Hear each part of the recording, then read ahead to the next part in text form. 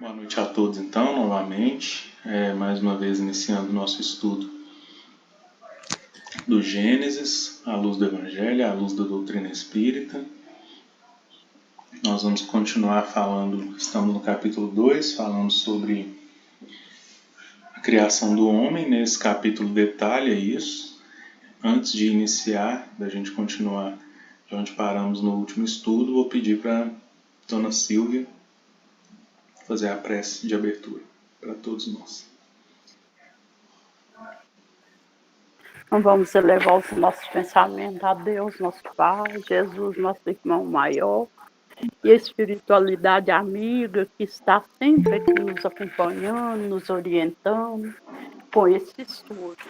Que Jesus possa, a espiritualidade amiga, possa nos ajudar, clareando a nossa mente e os nossos corações, para que esse estudo sirva de base para a nossa vida, para o nosso crescimento moral e espiritual. Que Ele possa nos ajudar hoje e sempre. Que assim seja. Assim seja. Assim seja. Boa noite a todos. Boa noite, Eliana. Boa noite, Liana. Pessoal, no último estudo nós estávamos no capítulo 2, versículo 15. O Senhor Deus tomou o homem e o colocou no jardim de Éden para o cultivar e guardar. Nós ficamos o estudo inteiro refletindo sobre essas duas palavrinhas, cultivar e guardar, só para dar uma retomada no que a gente conseguiu absorver disso, né? O cultivo, como nós conversamos, ele tem a ver com um cuidado onde já se tem uma ideia e uma esperança daquilo que vai acontecer no futuro, por isso mesmo ele muito direcionado para a questão das plantas, né? Então a gente planta uma semente e já sabe o que se espera dessa semente. Conosco também, seres humanos, assim, nós somos criados por Deus e o nosso futuro, independente, né, da nossa jornada, o resultado dessa caminhada vai ser todos nós tornarmos espíritos puros. Esse independente entre aspas, na verdade depende das nossas escolhas. E aí, à medida que vamos fazendo escolhas positivas, nós vamos galgando este caminho. Então, a nossa vida, então, nesse sentido, ela é um cultivo. Quando nós falamos de reforma íntima, quando nós falamos de cuidar de nós mesmos, que nós somos responsáveis pela nossa evolução, estamos falando de um cultivo. Estamos trabalhando esse ser que hoje somos para que no futuro possamos ser seres melhores. E o guardar, né? O guardar nós nos atentamos no sentido de proteger e também no sentido de absorver o aprendizado.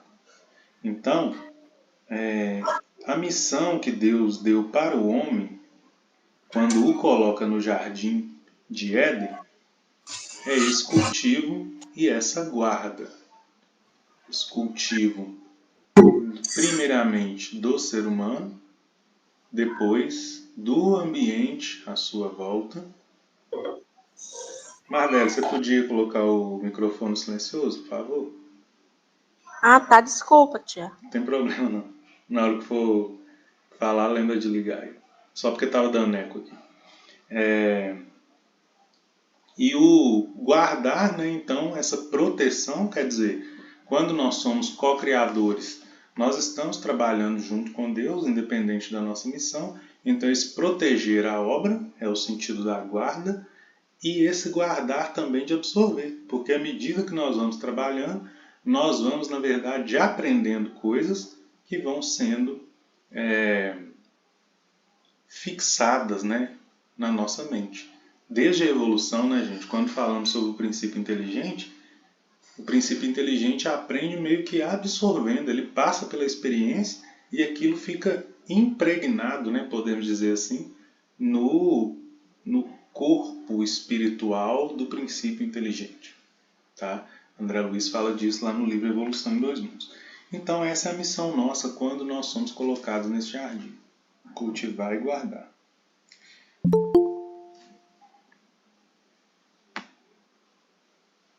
Boa noite para Daniele. Dani. O Senhor Deus, então, Boa noite, boa noite. boa noite. O Senhor Deus, então, dá uma ordem, aí versículo 16. Podes comer de todas as árvores do jardim, mas da árvore do conhecimento do bem e do mal não deves comer, porque no dia que dele comeres, com certeza morrerás. Isso aqui está tudo no mesmo parágrafo, gente, significando para nós que esse cultivar e guardar, ele está relacionado também com essa árvore do conhecimento do bem e do mal, com essa nossa permissão de usufruir de tudo, né? E aí uma afirmação, né, que no dia que comermos deste fruto do conhecimento do bem e do mal, é taxativo, né? Com certeza morrerás. Nós vamos deixar esse parágrafo guardado para a gente trabalhar ele quando estivermos no capítulo 3, quando fala de fato o momento em que o homem desrespeita então essa ordem. Tá? Já podemos antecipar que este conhecimento do bem e do mal, que não é bom a gente ter, não é no sentido de evolução, de não ter conhecimento, de saber diferenciar. Mas é porque a lei de Deus e a criação divina, ela foi feita para ser boa. Então, quando nós trazemos bem e mal, nós estamos trazendo a dualidade para o mundo. E o mal só existe porque o homem o inventou. O homem inventou o bem, inventou o mal, né? Ana Paula, boa noite. Boa noite. Boa noite. O homem, então, ao inventar o mal, ele cria um caminho oposto à lei de Deus. E aí vem a dualidade do mundo, nós já conversamos, o 2. Quer dizer, não é porque a gente não saiba, não precisa saber, né? E quando fala que conhecimento do bem e do mal, é porque, na verdade, como somos seres divinos, seres criados por Deus, o mal não era nem para existir. Quando a gente desrespeita a lei de Deus, então, eis o mal. É por isso que o homem que cria o mal. Então, Deus deu uma ordem: não comer do fruto do conhecimento do bem e do mal. Aqui é uma simbologia de uma árvore, né? Detalhe que a árvore da vida está no meio do jardim. O meio, nós já conversamos que lembra o acesso igual para todos. Se nós formos imaginar esse jardim como nosso planeta é o quê? Esférico, né?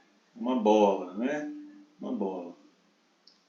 Algo que é colocado no meio de uma esfera, e aí a gente vivendo na parte externa, né? Até geograficamente, materialmente falando, faz sentido.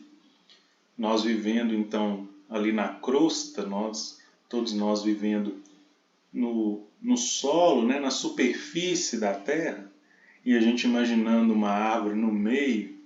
Essa árvore é símbolo, tá, gente? No meio da Terra tem temperaturas altíssimas, né? As lavas vulcânicas vêm de lá, então não tem como ter árvore. Só estou falando que esse jardim que nós chamamos de planeta Terra tem esse formato esférico. Se a gente imagina algo, então, no meio de uma esfera, a distância do meio de uma esfera para qualquer ponto da borda dessa esfera é a mesma. Então, estar no meio significa acesso igual para todos. Essa é a árvore da vida, né?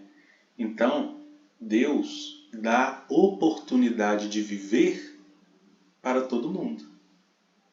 Árvore da vida, né? No meio, acesso para todos.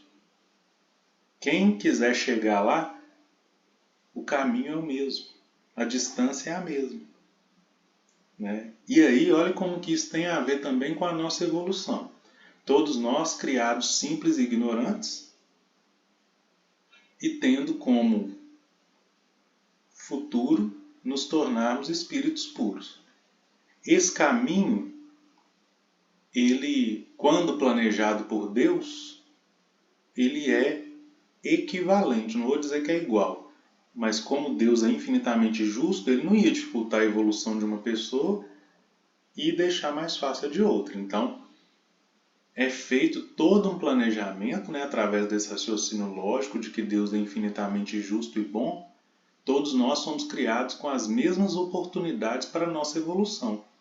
Isso aí está o quê? À mesma distância dessa árvore da vida. Certo? Árvore da vida. Árvore do conhecimento do bem e do mal não tem um lugar fixo. Por quê? Não é Deus que criou o mal. Não é Deus que criou a dualidade do mundo. Isso quer dizer que em qualquer parte do nosso percurso, a gente pode encontrar uma árvore do conhecimento do bem e do mal e sermos tentados. E aí, se eu faço essa escolha, eis a morte. Por quê? Eu estou atrasando a minha chegada na árvore da vida. Né? E aí, nós já discutimos esse conceito de vida e morte, né? A vida não tem o contrário. O contrário de morte é nascimento, né? Essa morte que a gente conhece. É o fim de um ciclo. Mas a morte no sentido de não aproveitar as oportunidades é essa morte do equívoco. Então eu posso estar vivo, encarnado, coração batendo, cabeça pensando, corpo agindo, mas se eu estou fazendo contrário à lei de Deus, eu estou morto. Eu posso estar desencarnado e vivo. Posso estar desencarnado e vivo se eu estiver trabalhando de acordo com a lei de Deus. Se eu estiver fazendo o bom. Não é nem o bem, porque o bem é o oposto de mal, né? Aí o mal com L. O bom, o oposto do bom é o mal com U. No sentido de uma condição, né? E o bem, o bom e mal são adjetivos, melhor dizendo, né? O bom e o mal com U adjetivos. E o bem e mal são situações, né? Podemos dizer assim. Nós somos criados então bons, porque tudo que Deus criou foi bom. Essa árvore de conhecimento do bem e do mal, então, é proibido, de acordo com a lei divina, o acesso a ela. É proibido. Mas é um acesso que depende da nossa escolha. Né? Então, o nosso livre-arbítrio é o que difere. Aqui, nós temos a primeira menção, né, de livre-arbítrio. Quer dizer, você pode fazer tudo. Você pode comer de todas as árvores do jardim. Você pode usufruir de toda a criação que Deus colocou em Éden. Só não pode da árvore do conhecimento do bem e do mal. O que é isso? Trazer a dualidade, agir no mal. O resto tudo pode, porque tudo é criação de Deus. Quando eu tenho uma ação no mal, então eu estou atrasando a minha evolução. Estou atrasando o meu acesso à árvore da vida. Então, o cultivar e o guardar estão intimamente ligados com as nossas escolhas. Vejam que que Deus, né, nesse parágrafo, ele inicia falando de cultivo e finaliza falando de árvore. Então é um cultivo nosso e a simbologia da árvore, que é o quê? A obra pronta. Já foi uma semente cultivada. Então, essas árvores, né, essas árvores todas que Deus permite que a gente usufrua delas, são criações divinas. São coisas que já estão prontas, que nos auxiliam na nossa evolução. A árvore do bem e do mal, ela não tem nem local definido, porque é coisa nossa. Então não tem o padrão da obra divina. Diga, Dani.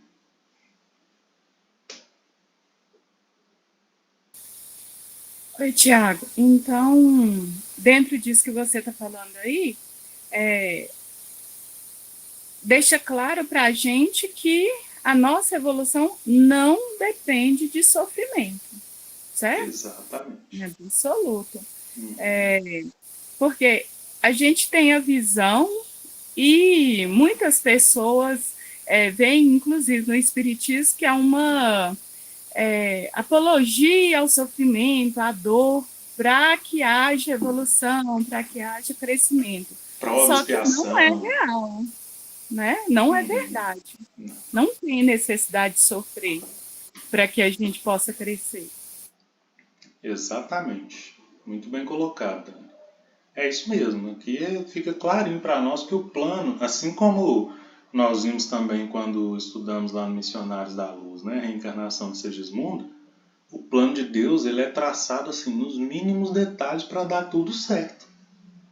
Quer dizer, vamos voltar lá na reencarnação de Segismundo. Antes dele reencarnar, teve todo o cuidado de preparo dos pais, preparo do corpo, preparo do ambiente, preparo da vida dele como um todo. Vários espíritos agindo ali para que isso acontecesse. Na lei de Deus, nós podemos traduzir isso como as árvores divinas que são colocadas para auxiliar na nossa evolução. Né? Agora, uma árvore do conhecimento do bem e do mal, se a gente for colocar neste caso, por exemplo, Segismundo, e para nós também, ela não tem local definido porque ela só vai vir se a gente fizer a escolha equivocada. E isso não está nem no plano de Deus. Né? A escolha equivocada a gente pode fazer a qualquer momento. Aí ali está a árvore do bem e do mal. Por isso que não tem lugar definido nela. Ou seja, a árvore do conhecimento do bem e da vida, plantada no meio do jardim, essa bola que a gente vive, que é esférica, e a gente vivendo nessa superfície, só mostra para nós que o acesso à salvação ele é igual para todo mundo. E isso tem a ver com o Espiritismo, gente? Quando Kardec pergunta para os espíritos sobre a nossa evolução, os espíritos respondem: não tem privilégio e não tem castigo, tem escolha. Quer dizer, a mesma condição foi dada para todos, a partir do momento que são criados, e a depender das escolhas, uns evoluem mais rápido e outros não. Mas o fim de todos nós é a evolução suprema até espíritos puros. Se a gente pega aí o exemplo de Emmanuel, né, na obra 2000 anos, há 2000 anos, fala da encarnação dele, reencarnação dele como senador, Publio Lentulus, e depois, agora, né, anos 2000 já, desde 1900, né, quando Chico Xavier começa com sua obra ali, Emmanuel aparece para ele pela primeira vez em torno de 1930, mas com certeza já programando a reencarnação antes, né? Nós vemos que em 2000 anos, gente, o tanto que esse espírito evoluiu. Quer dizer, o tanto que acertou nas escolhas. Por que eu estou falando isso? Porque a partir do momento, a gente já discutiu, a partir do momento que nós fazemos o bem, a nossa evolução ela é muito, muito mais rápida. O que atrasa a gente são anos e anos fazendo mal, porque gera uma perda de tempo dupla. Se eu faço mal hoje, eu estou deixando de viver o hoje, e lá na frente, né, eu já estou plantando um reajuste futuro. O tempo desse reajuste futuro eu poderia de novo estar aproveitando para o bem. Então, eu deixo de viver o bem em dois momentos. Um quando eu fiz o mal e o outro que eu estou passando por prova ou expiação, que também não é fácil e que geralmente o que a gente faz? Aumenta ainda mais a dívida, porque não tem abnegação, não tem fé, né? Passa por isso de forma tormentosa e aí pode até prolongar por mais tempo ainda. Por isso que enquanto a gente fica nessa dualidade, a gente não caminha ou caminha muito pouco. partir do momento que a gente foca, né, lá na parábola do filho pródigo, a partir do momento que a gente cai em si, esse retorno para o pai, ele é mais rápido. Ele é muito mais rápido. Um exemplo disso é Emmanuel, né? Não sabemos o grau de evolução ainda que se encontra, mas já é um espírito muito mais evoluído, né, do que... Quando eu falo grau assim, né, gente, é porque é difícil, nunca teve uma afirmação assim, Emmanuel é espírito puro já. Né? E eles nem fazem questão de falar isso, mas a gente vê pela diferença, né, das ações desse espírito, o tanto que evoluiu desde o encontro com Jesus. Né? Sofreu, né, nos 50 anos depois, prova e expiação lá como escravo na história e tal. E depois daí já teve reencarnações mais proveitosas e hoje está nesse patamar que a gente conhece, né? Um dos maiores estudiosos de evangelho que a gente tem conhecimento neste momento. Dona Silvia, fala. Ô, Tiago, vê se eu entendi. Então, dentro do que você mais Daniel está falando aí, para a nossa evolução, se eu não fizesse as coisas erradas, eu fizesse as coisas certas, eu ia estar passando pela prova. Expiação não. A expiação é porque eu estou desviando do caminho. É isso. Mas a prova eu tinha que passar para minha evolução. Aí, Dona Silvia, quando a gente só tem que tomar... Eu entendi a pergunta da senhora. Mas como a Dani comentou, quando a gente fala assim, prova e expiação, a gente tende a imaginar a prova como sendo uma coisa só de sofrimento. Mas na verdade não, é como eu passo pela prova que vai determinar. É exatamente isso que a senhora está falando. Então, para a gente aprender, nós vamos ser testados, vão aparecer escolhas para a gente fazer. Né? Então, à medida que eu vou escolhendo mais as coisas que estão de acordo com a lei de Deus, eu vou evoluindo mais rápido. Nós vamos ver isso lá no 3, né? que foi a primeira prova para Eva, né, primeiro, e Adão.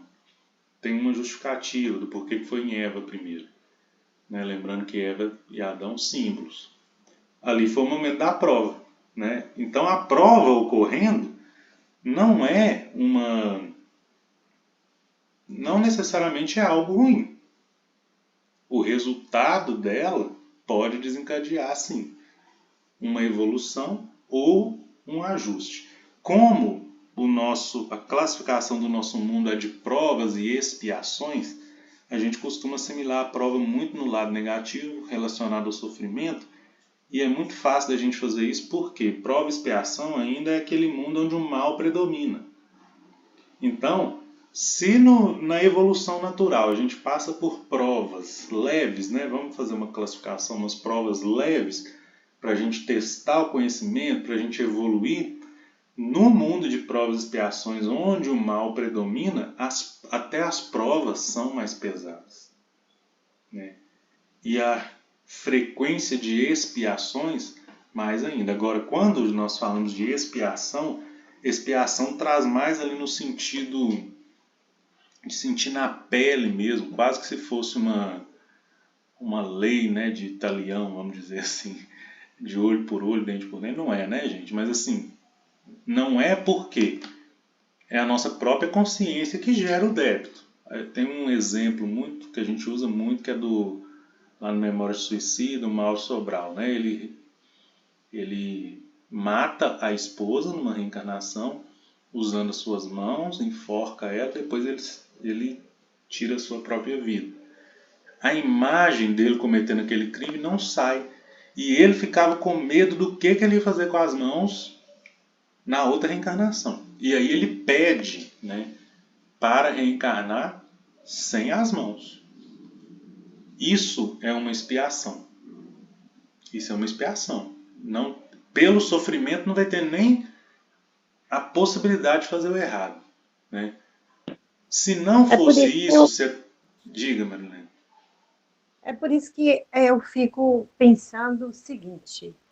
Eu acho que no patamar de evolução que a gente tem, vindo de várias reencarnações, que dito nós somos espíritos milenares, não é isso? Isso. Então, eu creio que para que a gente chegue a evoluir, a gente ainda tem que passar por certos sofrimentos, dito assim, para que a gente tenha uma condições até de assim, desfazendo essas mazelas que a gente vem trazendo. Não, não é mais ou menos isso?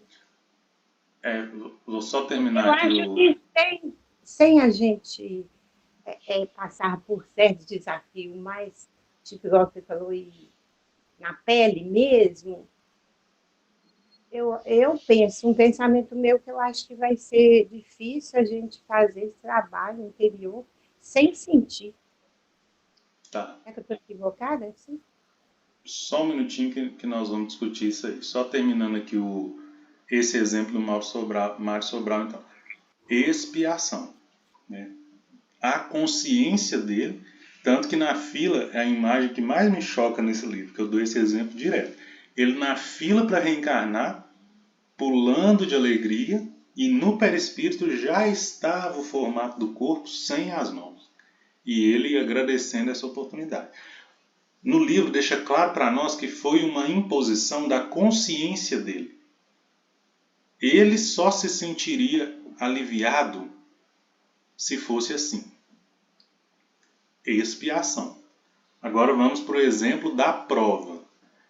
Né? Seria também uma prova difícil. Né? Ele, no exemplo da prova, ele teria as mãos e ele teria, por causa desse reajuste, várias provas no sentido de, e aí? Você tem as mãos, você vai fazer o mal agora ou vai fazer o bem?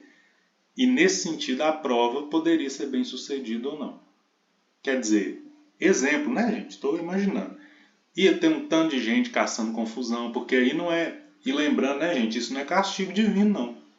Isso é a própria sintonia da pessoa. Então, o obsessor ali julgando, subjugando outras pessoas próximas para caçar briga, exemplo, né? E ele ter que usar as mãos para bater nas pessoas, ele soprar ideias ali para que ele gostasse de armas, para ser muito mais fácil de novo usar as mãos para assassinar alguém, sabe? Isso seria prova, e provas duras, né? Eu imagino que seria frequente isso, e ele teria que frequentemente dizer não. Então a expiação traz um sofrimento, aí eu acho que entra um pouquinho no que a Marilene falou, traz um sofrimento, mas te limita mais de fazer o mal.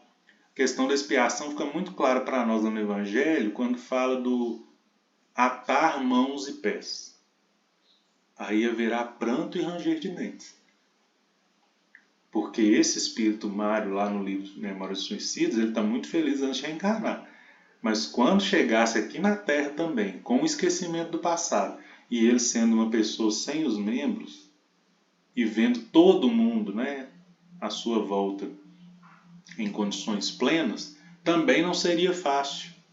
Também geraria talvez uma revolta, alguma coisa nesse sentido. Aí é o pranto e ranger de dentes. Agora, só antes de fechar, eu volto para a dona Silvia e Marilene. A questão que você comentou, Marilene, de precisarmos ainda de passar por isso, essa pergunta Kardec faz para os espíritos. É necessário mal para nós aprendermos? Aí mal a gente pode entender sofrimento, várias coisas, né? E a resposta dos espíritos é não. Não é necessário. Mas, por causa ainda do nosso estado evolutivo, né, ainda não somos evoluídos o suficiente, então muitas vezes a gente só sente falta do bem, do bom, das coisas boas da vida, quando vem as coisas más. Só aí a gente valoriza. Só valorizamos a saúde quando vem a doença, exemplo. Né? Valorizamos uma pessoa querida quando fizemos tanto errado que ela já foi embora, e aí a gente sente falta. Então, aprender pela dor não é um impositivo da lei divina. Isso tem que ficar muito claro para nós. Como no caso do livro Memórias de um Suicida, muitas vezes esse aprender pela dor muitas vezes não, todas as vezes é escolha nossa, é consequência das nossas escolhas. Olha, eu só vou conseguir, minha consciência só vai ficar tranquila se eu sentir na pele. O raciocínio de Mário no livro Memórias dos Suicidas foi esse. Mas isso é uma escolha dele. É o que a gente está falando aqui. Se seguimos a lei de Deus, né, se respeitarmos podemos dizer que aqui é o primeiro mandamento, né, gente? Esse primeiro mandamento, ele fala de vida e abundância. Ó, você pode pegar tudo que tem aqui no jardim, só não pode a árvore do conhecimento do bem e do mal. Quer dizer, uma única coisa a gente não pode: dividir uma lei divina que é boa em uma lei ora boa e ora ruim. Essa divisão somos nós que fazemos. A lei divina, ela vem de Deus, um dos atributos da divindade é que ele é imutável, quer dizer, ele não sofre transformações. Então é um Deus infinitamente bom, justo e misericordioso que vai continuar assim pela eternidade. Se mudar em algum aspecto, ele deixa de ser Deus. Não tem como ele evoluir mais porque já está no máximo de evolução. E se retroceder é porque tem alguma coisa mais evoluída do que ele e aí ele não é mais Deus. Então quer dizer, Deus é imutável, ele está num estado de perfeição que não tem como mexer. A lei criada por ele também é assim. Ela é determinística. É uma lei para justiça e bondade caminhar junto, né? Essa árvore. E aí fica claro para nós. A árvore do conhecimento do bem e do mal. A árvore que te faz conhecer o lado ruim. Mas se Deus só criou o bom, é uma árvore que faz conhecer coisas criadas pelos homens e que não estão de acordo com a lei de Deus. Nós vamos ver quando chegar no capítulo 3 que o grande problema do pecado é a gente querer legislar. É a gente querer dar uma de Deus. Nós não temos, né? Nunca vamos ter a capacidade de Deus, mas ainda não temos a capacidade de Jesus, por exemplo, de ter tamanha sintonia com Deus que consegue criar coisas duradouras, né? Assim como a lei divina. Então, Como você fala aí que você fala, não, a gente estuda isso, né? E o mal não foi Deus que criou, não é isso? isso. Então, o mal foi o homem que criou. Ele veio pelo instinto do homem, não é isso? Ele veio quando o homem quis ser igual a Deus. Ele vem do egoísmo do homem. Ele vem do egoísmo. Só para a gente... Nós vamos adiantar um pouquinho, mas quando a serpente fala com Eva assim, ó, se comer desse fruto, primeiro, aqui é a ordem de Deus, não faça. Vem a serpente. Serpente representa exatamente as tentações do mundo, obsessões, materialismo, tudo isso. Tudo isso, tá? Sugestões contrárias à lei de Deus, vindas através da serpente. Então, nós temos uma escolha muito fácil para nós que falamos que temos fé, que temos conhecimento de Deus, que acreditamos em Jesus. Nossa escolha deveria ser muito fácil. Sempre que o mal viesse, a gente deveria refutar. Sempre que a serpente vier, a gente deve refutar. Mas, olha o que a serpente fala. O que Deus te falou é mentira. É porque se você comer da árvore do conhecimento do bem e do mal, você será como Deus. Ou seja, tem uma promessa de uma recompensa de ser igual ao Pai. Neste momento, é o nosso egoísmo que está agindo. Primeiro de tudo, a gente pensa, nossa, você é igual a Deus. Só que quando eu falo você é igual a Deus e diz respeito a uma lei divina, eu já não sou. Então eu já estou plantando, eu já estou afirmando para mim mesmo, você não é Deus, porque você desrespeitou uma lei divina. Então a gente faz o mal pelo interesse. A gente faz o mal para sustentar orgulho e egoísmo. Por isso que é a chaga da humanidade. Né? Aí é o mal. Agora, uma escolha equivocada, sem interesse de me beneficiar, prejudicando o outro, isso não é o mal, isso é o equívoco, isso faz parte da evolução e do aprendizado. O mal é quando eu tenho consciência. Quando tem esse fato com Eva, é feita uma promessa. Olha, desrespeita Deus, o que ele falou é mentira, faça isso e você será como Deus. Então, quando eu tomo uma decisão desrespeitando a lei divina, no momento eu estou afirmando a minha escolha é melhor do que a de Deus. Isso é o quê? Egoísmo. Ao extremo. Orgulho ao extremo. Enquanto Deus fica infinitamente bom nas virtudes positivas, a gente eleva ao infinito o orgulho e o egoísmo, porque nós estamos desacreditando de Deus e achando que nós somos melhores que Ele. Isso é o mal. O mal é mais sério, né, gente, do que a gente imagina. Não é simplesmente pisar na bola, não. Marda levantou a mão, tem um tempão, quer falar, Marda? Empolguei. Seu microfone.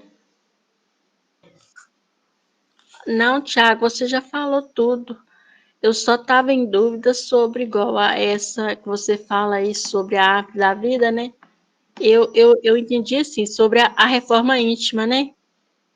Que às vezes a gente, dentro do lar da gente, a gente vê, né? A maior dificuldade é dentro do lar, né? Da gente, que a gente tem que, né?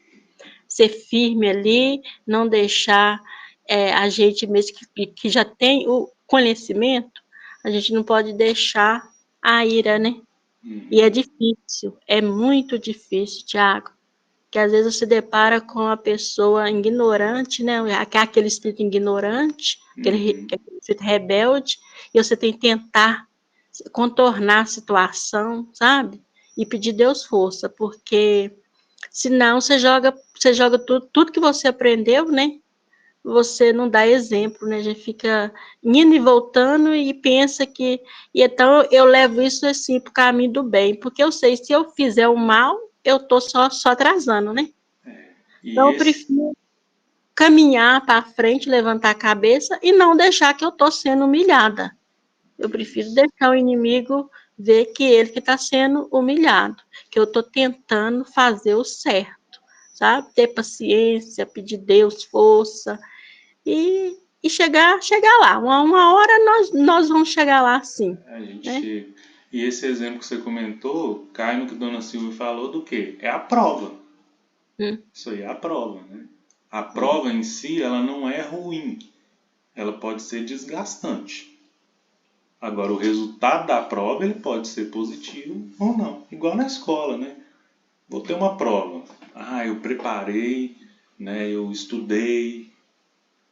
Aí vou fazer a prova. Acho que eu estou preparado. A nota vem depois, né? E depende da avaliação de outra pessoa. Nesta avaliação, no nosso caso, o professor é Jesus Cristo. Né? Que um professor da escola ainda pode se equivocar, mas Jesus não. Ele sabe, né? Tintim por tintim. Então, é nesse sentido, né? Prova, né? Só para a gente finalizar então, ela é natural na vida, porque se a gente for pensar, esse primeiro momento aqui é a primeira prova, porque quando a gente ouve então essa informação de Deus, né? Olha, pode fazer tudo e não pode fazer isso, na nossa cabeça já mostra que a gente tem possibilidade de escolha, né?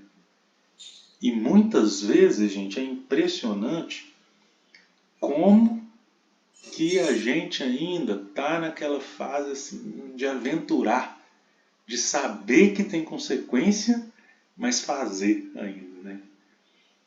Com adolescente a gente toma muito cuidado, tem que deixar muito claro sobre a questão das drogas, da possibilidade do vício, de não experimentar, né? Mas no quesito do mal, Era como se fosse uma droga viciante também. Era como se Deus falasse com a gente direto. Não experimenta a primeira vez. Por quê? Se continuar, isso vicia. Você vai ter um falso prazer. Olha como que isso encaixa com as drogas, né? Você vai ter um falso prazer, mas isso vai te consumir, vai te dominar, você não vai ser mais dono de si e depois é muito mais difícil de sair. Vicia, porque te dá uma sensação de prazer falso. O mal é assim. Então, o que aconteceu com a trajetória humana? Quando eu falo nós, né, gente, aqui nós estamos falando de humanidade, né? Não é um interesse que falar deste grupo, nós estamos falando da criação do mundo, do universo. Com a humanidade, foi a mesma coisa. A partir do momento que o mais forte percebeu que ele podia dominar batendo no mais fraco, e ele dominou. E a lei da força, até no século passado, ela ainda valia. Até no lar, né? Muito mais casos de feminicídio, de abusos, né, morais do homem, né, para com a mulher, e normalizado. A Lei Maria da Penha, né, gente, estava falando recentemente, assim, tem muito pouco tempo que foi criada porque um cara resolveu matar a esposa para curar a sua honra. Então era como se fosse dono da vida. O que é isso? Isso é querer ser Deus? Tirar a vida do outro é querer ser Deus. A vida só pertence a cada um de nós e a Deus. Então só cabe a Ele e a nós as decisões. Primeiro a dele, depois a nossa. Quando eu prejudico o outro, então, de forma má, a vida da pessoa de forma má, isto também é querer legislar, é querer achar que eu sou melhor do que Deus. Mas voltando nessa questão da força, né? Até pouco tempo, então, era uma coisa normal. Qual que era o ditado? Briga de marido e mulher, ninguém mete a colher. Quer dizer, normalizou uma situação de agressão, de abuso.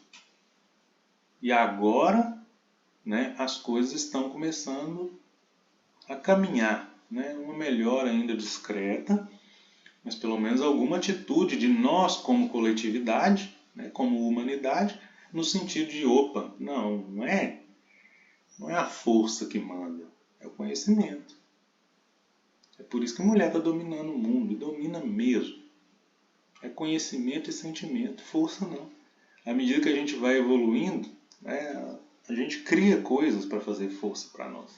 Criamos máquina, criamos programas de computador, criamos meios, né, de conseguir que essa mão de obra seja feita. Então a força vai ficando para trás. O que vai mandando é o conhecimento, a evolução moral.